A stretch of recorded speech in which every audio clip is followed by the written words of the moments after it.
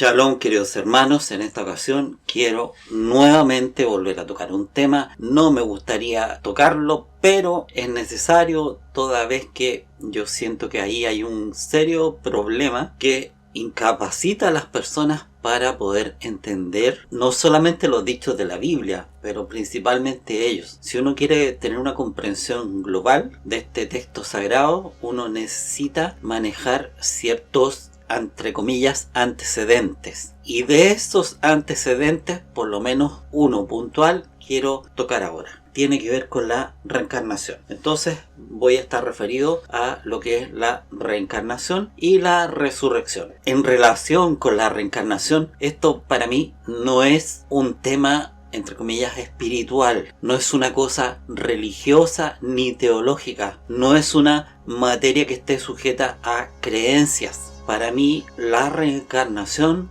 es un hecho y pudiese decirlo en algún sentido literalmente un hecho físico. Esto es como, por ejemplo, la manzana que cae sobre la cabeza de una persona, desde la cual elabora toda su teoría de la gravedad. La gravedad es un tema en algún sentido importante para todos aquellos que estamos principalmente en este planeta, porque aquí funciona bastante bien lo que es esa gravedad. Y esto funciona para todos nosotros todos los días de la vida. Cuando dormimos o cuando estamos despiertos, estamos funcionando bajo esta gravedad. Entonces, si tomamos, por ejemplo, una piedra, la soltamos, va hacia el suelo. Lo mismo, si tenemos un gotario con gotas de agua y lo ponemos sobre un vaso, soltamos la gota de agua y va directo al vaso que tenemos abajo. Eso es un hecho, no es una creencia, no es una cosa religiosa o espiritual, es un hecho. Del mismo modo, la reencarnación es un hecho. ¿Qué ocurre? Que muchos, y esto desgraciadamente dentro de los que se dicen cristianos, dicen que no creen en la reencarnación, siendo que la reencarnación no es un dogma, no es una idea espiritual, es un hecho. ¿Por qué digo es un hecho? Porque es un hecho físico, es un hecho que ocurre. Entonces, aquí en el planeta Tierra, como hemos vivido, esto no significa que haya sido siempre igual, que en todos los planetas que hay en nuestro universo local funcione de la misma manera. No nos vamos a meter en eso, yo no me voy a meter en eso, además que tengo un desconocimiento sobre eso. Vamos a hablar sobre lo que es nuestro planeta Tierra, cómo funcionan aquí las cosas, que es altamente probable que se repitan en muchos otros planetas de nuestro universo local. Entonces aquí, dadas las circunstancias que se hayan dado, producto de la caída o como sea, entró la vida a tener una especie de ciclo y de esa manera cumplir con leyes, en este caso leyes universales, como por ejemplo una de las más importantes, la ley de causa y efecto. Entonces, para que pudiese darse bien esa ley, era necesaria lo que llamamos reencarnación. Entonces, yo sé de la reencarnación no porque lo haya estudiado, que obviamente sí lo he estudiado, sí lo he leído en ese sentido, pero sé de ella como hecho por observación. Así, de la misma manera como tomo una piedra y la suelto y cae hacia abajo, así como puedo escupir y cae hacia el suelo, comprobándolo constantemente,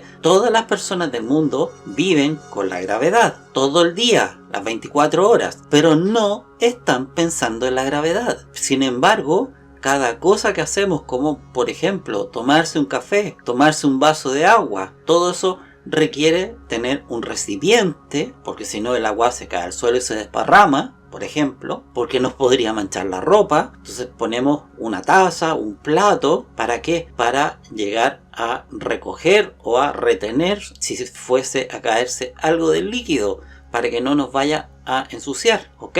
Entonces estamos funcionando todo el día de esa manera. Cada cosa que hacemos tiene mucho que ver con esto de la gravedad. Sin embargo, nosotros no estamos pensando en la gravedad. Lo hemos asumido que vivimos con ella. Vivimos con otro mismo hecho, que es la reencarnación. Pero aquí, desafortunadamente, no se ha incorporado. Por lo menos no dentro de Occidente. Y cuando alguien la señala, la menciona, es apuntado con el dedo, acusado, injustamente, pero es acusado. Eso ocurre. Entonces, como les digo, esto no es una cosa de estudio. Puede uno estudiar el tema, pero no es para adquirir ese conocimiento. Ya lo estudié, lo adquiero y ahí lo adquiero como parte de las creencias. No se trata de creer, porque ahí sí que entiendo que dicen las personas, ¿tú crees en la reencarnación? Porque creen, porque no tienen idea, porque no saben. Entonces el punto es, ¿será verdad o no será verdad? Si yo digo que es verdad, que creo, entonces lo asumo. Para mí ha sido una cosa de experimentación. Entonces eso significa que uno debe hacerse una regresión. Yo me hice regresión, no hipnótica. Pero la primera vez que hice esto conscientemente con ese propósito, estoy hablando de hace más de un cuarto siglo, lo que vi fue un traje egipcio, parte de un traje egipcio. Y eso pues ya significó a mí una comprobación y de ahí hasta el día de hoy ya sé de muchas de mis vidas anteriores, encarnaciones anteriores. Entonces, como les digo, para mí no es un tema, es un hecho, existe. Entonces es súper difícil para las personas que saben, porque tienen constancia, así como yo la tengo, de que hemos reencarnado, que sabemos de algunas vidas anteriores, es súper difícil y no se cuenta, porque a nadie le gusta que a uno lo estén mirando raro, que lo traten de loco o cosas parecidas, ¿ya? Es más que incómodo, es molesto. Entonces uno no cuenta esas cosas por todos los fenómenos que se pudiesen desatar. Pero, como les digo, si estamos tratando de hablar sobre algún mensaje, como por ejemplo, o enseñanzas que aparecen en la Biblia, o para entender la Biblia en un contexto claro y profundo, uno debe necesariamente apreciar lo que es la reencarnación. Si no, hay cosas que no se van a poder entender en su totalidad. Toda esa riqueza que aparece, por ejemplo, yo estoy hablando solamente como un ejemplo de un libro importante que para efecto de lo que vamos a vivir, como lo que es la redención, significa tenerlo muy presente. Entonces la reencarnación es como la gravedad, un hecho que uno debe tener presente. No es para pensar en ello, porque yo no estoy pensando en ello, porque ya lo tengo muy asumido y eso me permite a mí entender ciertas cosas. Y entiendan ustedes, por ejemplo, aunque ahora digan que no es así, que los judíos en tiempos de Yeshua, cuando fueron, por ejemplo, donde Juan, el llamado Bautista, le fueron a preguntar a él quién era, le dijeron, ¿eres tú Elías? ¿Por qué le están diciendo eso siendo que sería tan absurdo, tan ridículo? ¿Cómo va a ser Elías si Elías había estado como 6 siglos antes que él? Entonces significa que ellos pensaban y sabían de la reencarnación, si no, no tiene lógica que le hayan hecho esa pregunta. No es solamente a él, también hay otro ejemplo similar con Yeshua, con sus discípulos en alguna conversación. Entonces, pero esto no se limita a eso. Si uno pudiera ver ciertos procesos, ciertas similitudes que aparecen en la Biblia entre algunos personajes, profetas, que hay algunos que son unos cuentos muy curiosamente similares. No les voy a contar qué personajes, eso es tarea de ustedes, pero que se parecen mucho, cuyas historias de vida son